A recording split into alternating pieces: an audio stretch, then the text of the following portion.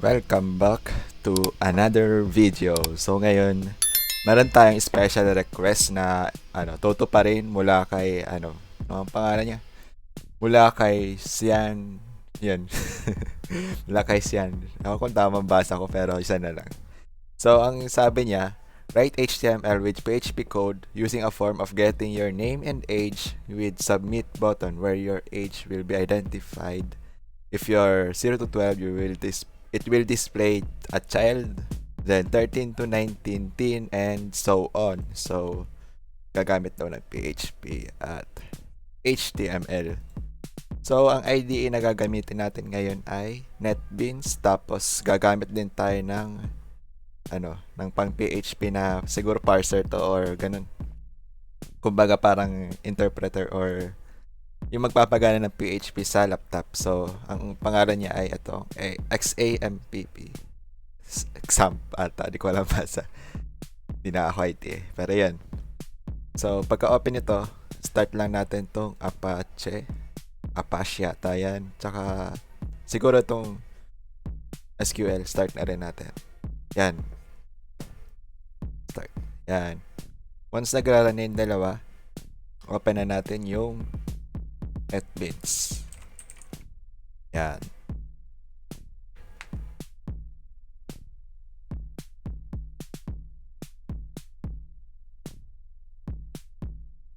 So, nandito na tayo ngayon sa NetBeans at ngayon ay gagawa tayo ng bagong project gamit ang PHP. So, yan. New project.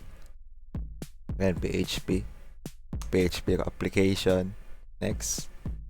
Pangalan na natin to ng age din siguro. Kasi age. Tapos, yan, okay na yung lahat. Then next. Walang babagoyin dyan. Next ulit. Wala ako checkan dyan. And finish. Then, magagawa na siya ng new project. Creating na.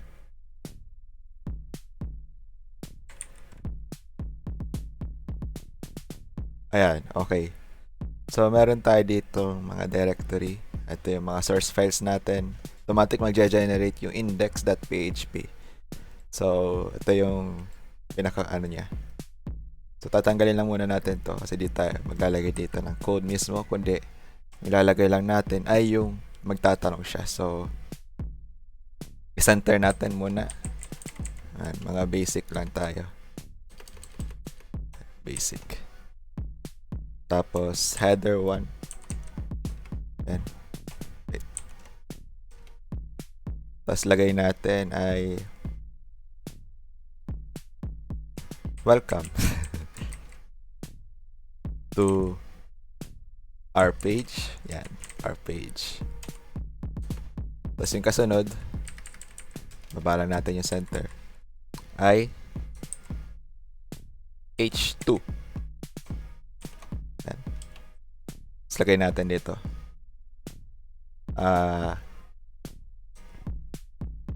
What is your name? Yan, tinatanong na niya yung name. Isa daw siyang requirement base doon sa sa page. Ay sa YouTube comment. So lalagay natin ng break na lang dito para mas nakababa pa siya. Yan. Tapos sa baba nung what is your name, wait. Lagawa nga pala tayong form. So baba lang natin ito ng isa. Lagay natin dito form. Tapos action equals ang papangalan natin age na lang, age.php. Tapos dadagdagan natin ng method equals post. Yan.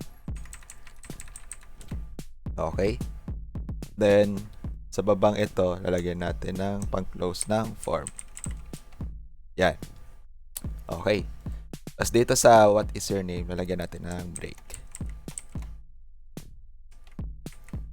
Then, sa baba nito, lalagay natin input type equals text.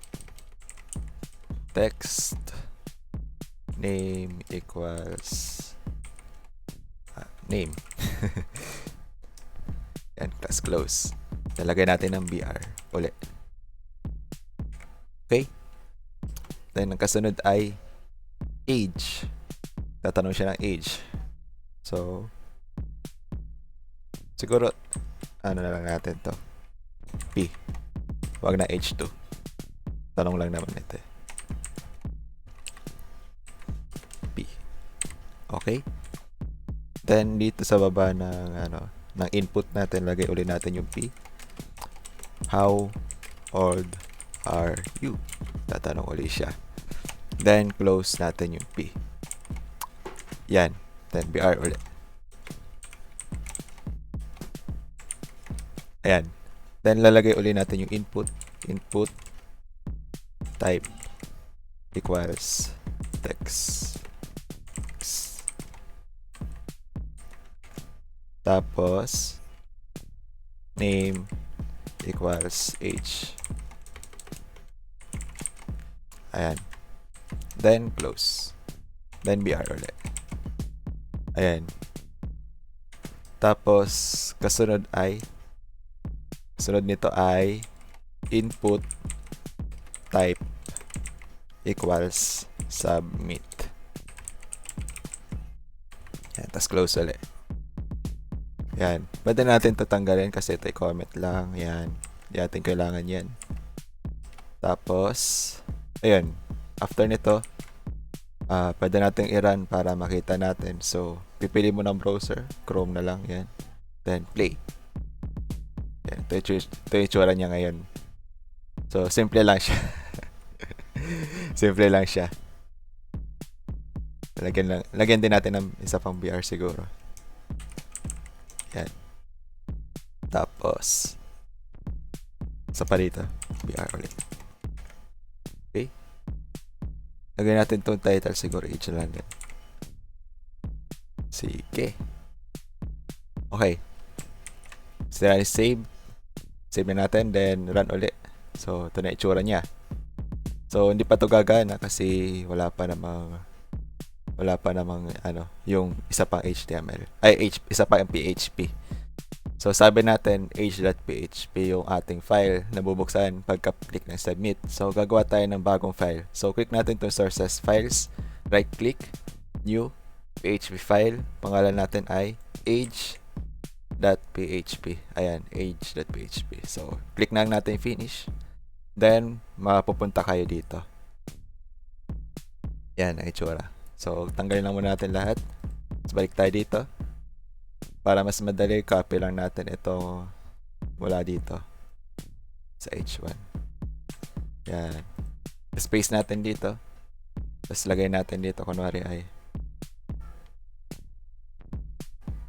hello. Yeah, joke lang. Welcome. Ulit.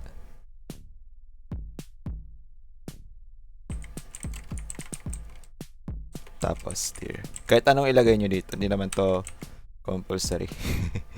Then, balik ulit tayo dito para madali. Kunin natin tong huli. Yan. Tsaka pala i-center. Okay.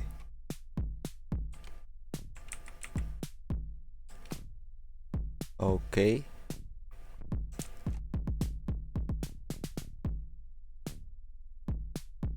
Ayan. Dito sa baba nung ating unang H1, lalagay natin siguro P na lang din ulit. Ay, BR pala, BR. Parang saya. Okay. Then P. Welcome. Yan. Tapos dito ulit tayo katawag ng script. Ay, hindi. Hello na lang pala. Hello. Comma. Yan, open, tas question mark, PHP, echo, ano ba $, underscore, post. Parang ito yung magko-call sa name niya. So, yan, name, then semicolon. Tapos, yan. Question mark ulit, then yung pang close. Then, lagay natin BR. Tapos P. Yan. Sa baba nito, Isa pang BR siguro. Then, isa pang P. P. Ilagay naman natin dito. You are considered a or an space. Tapos, lagay na lang natin siguro sa baba yun. Ay, dito na BR. Tapos, P.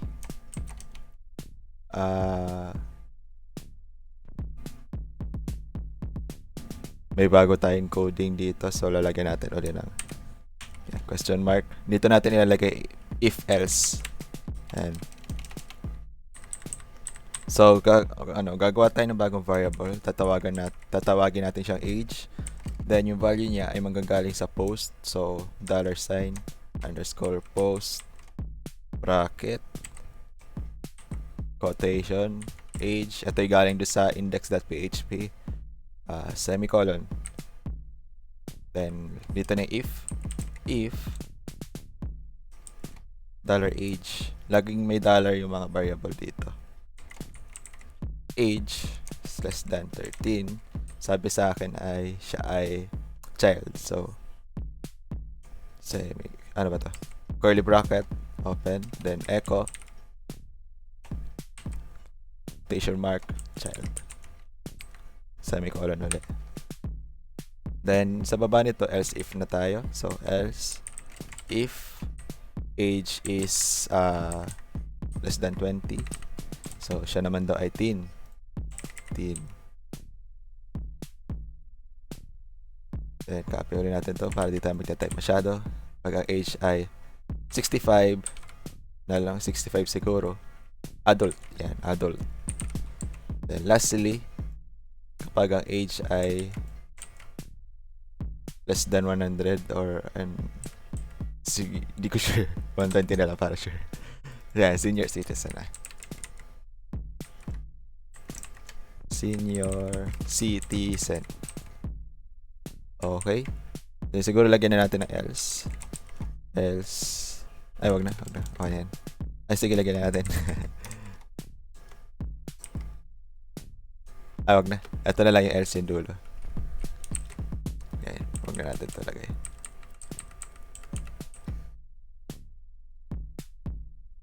Ayan. Okay. Then, after nito, lagyan natin yung question mark ulit. Then, pang close. Yan.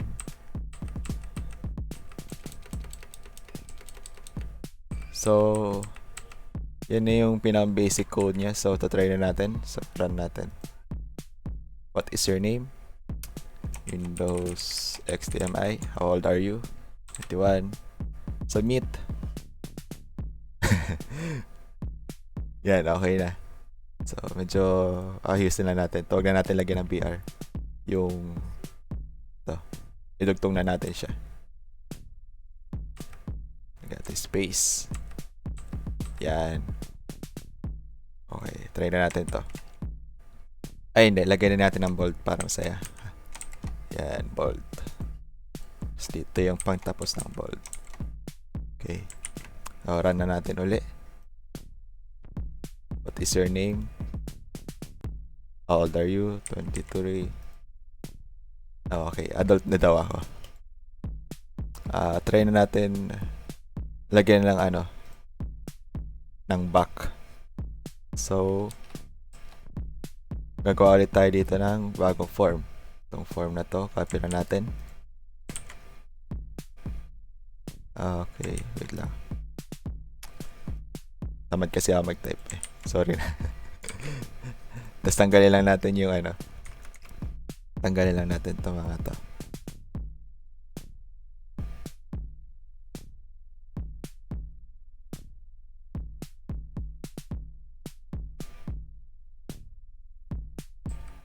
Yan. Text equals back. Di ko sure kung tatalab to pero sana tumalab.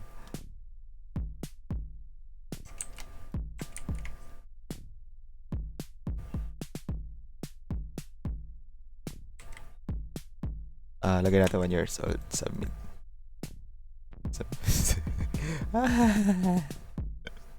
Ulit. Balik dapat ito sa index. Ayan. Hindi nagana to. Sayang. Lagyan na natin dito. P. Tapos, go back. Tapos question.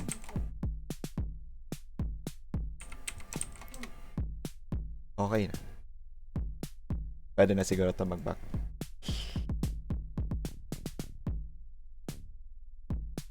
Go back. Submit. Babalik ulit siya sa unang page. So, tuloy na lang siya. Yun. Ayos na. Hanggang sa muli.